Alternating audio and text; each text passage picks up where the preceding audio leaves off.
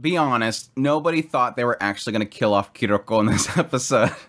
I don't know. There's kind of I'm mixed on the whole how dark is this series going to be, because it's technically been dark, but there's a difference between dark from side characters and dark from main characters. And killing off, again, seemingly a main character of this series, I don't know how long she's a main focus of the series, but no, not buying it. But I was thinking at least she would have lost her arm, but the moment that it started chomping off her foot, I'm like, what, are they going to pull something where, oh, just stick man-eater parts on there and she's good as new? Like, she blanks out, and then, I don't know, the doctor she's looking for suddenly just stitches her all back together. But yeah, at least we get an answer as to what happened to that lady's leg.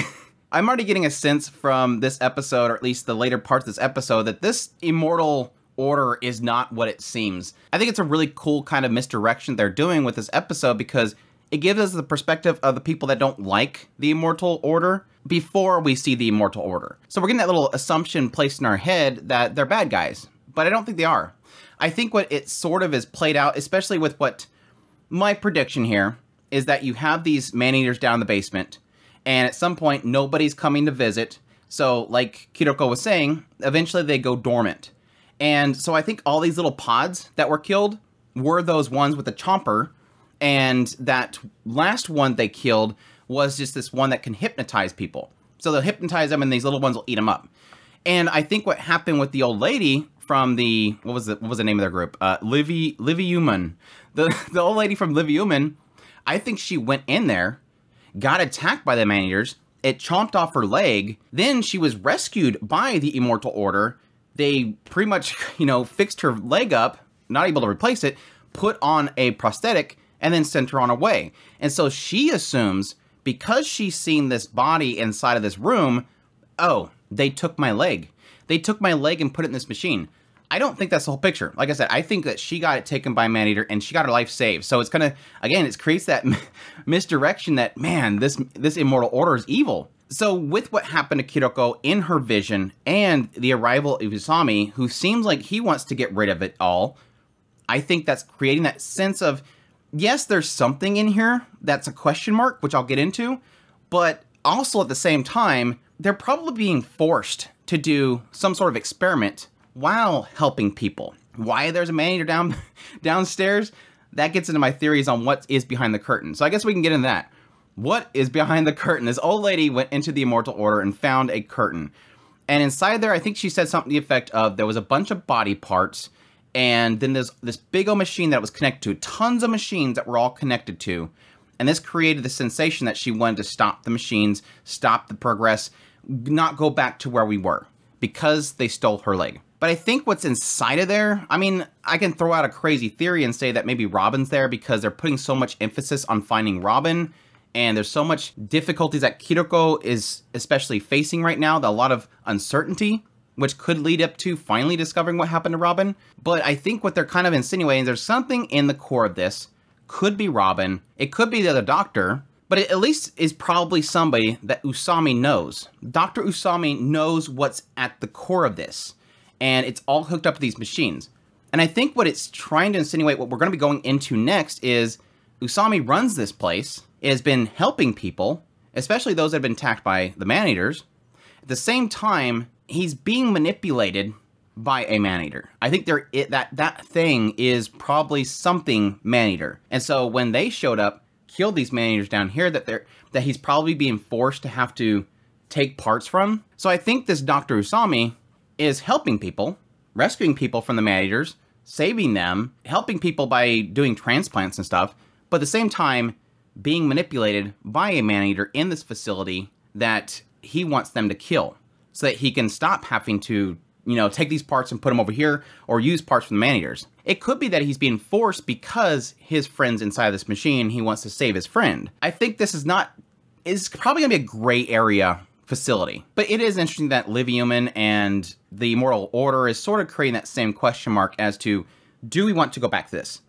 In the past, civilization kept growing and growing and growing to the point that we were poisoning each other, destroying each other, creating weapons and all this kind of stuff. Do we want to go there?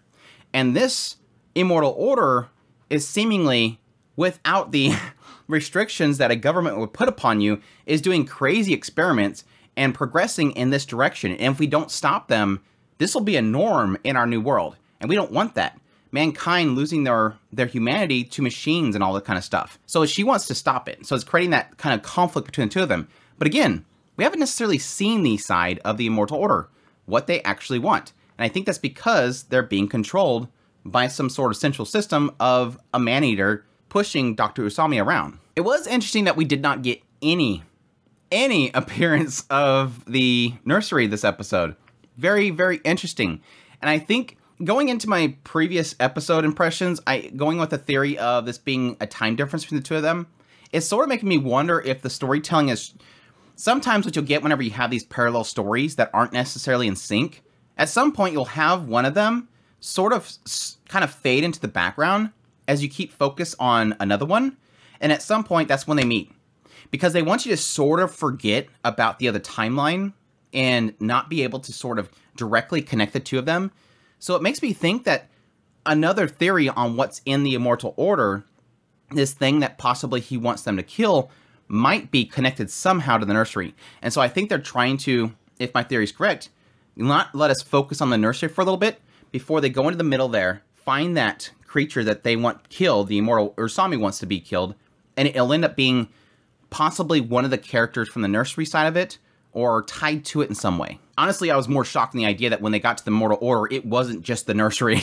I was like, okay, we're not going directly there. We're not jumping straight to that quite yet. But no, I will admit, despite me not believing that they were going to take out Kiriko, that was an extremely unsettling scene, because it is kind of one of those ones where you kind of see this thing could do something terrible, and it's chomping down on her arm, and it's that moment where you're going, okay, when is some random person going to show up and blast everything? Somebody's going to show up out of nowhere and start blasting everything. No, it just chomp, chomp, chomp, and then a kiss. Woke up by Prince Charming. I'm surprised they didn't really get into that in detail. It's like, why did you kiss me? Gotta wake you up. Prince Charming wakes you up, right? I guess it would make sense if he's reading like random books that they're running into and he runs into, I don't know, Sleeping Beauty. But it was kind of dumb to kind of wrap the whole thing up with him kind of pointing out that she called out to Robin and not him. It's like, well, I thought you were gone.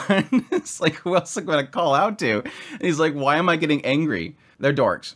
I mean, he got a full-on shot in this episode. He can't be too angry. I mean, he got plenty of fan service this episode, but again, it kind of plays in that whole thing where while Kiriko was really kind of getting mixed up by the whole situation, really, again, expecting that she is getting closer and closer to finding Robin, finding the doctor, there's kind of this sense where she's getting quite flustered right now. He's getting upset at the situation, starting to kind of climb into their head to the point where, again, he has to kind of snap him out of it. It's kind of our first time of really seeing Kiriko, besides maybe when they thought that Haru was missing or kidnapped back at the apartment, where Kiriko is getting so flustered, she's sort of losing focus. And he's trying to snap her back into it. Like, you're making mistakes. You're not quite acting the way you were. And then he kind of just snaps himself back to his male self and just kind of stands out there like, whatever. Like, it doesn't bother him to stand in front of him because, again, it snaps back to that male mentality. And I do like how they're doing that without trying to push too much on it. It's a subtle thing that shows his state of mind snapping back and forth between genders. Anyhow, that is episode 7. Honestly, not too much to talk about here because it's a lot of setup for what we're going to come up to. And so I'm excited to see what ends up being the thing that the zombie's after. And again, if it's going to tie to the nursery or not, but we'll see. But I hope you guys enjoy this video. As always, if you did, make sure to hit that like button down below, comment. Let me know what you thought of the episode. Additionally, if you're new to the channel, make sure that subscribe button so you got my content. I do news, reviews, first impressions, top list of its animates pretty much here. Additionally, if you want to support the channel more, I have a Patreon link, tips link, super thanks button down below, as well as membership. I greatly appreciate it, but it supports the channel. And y'all take care.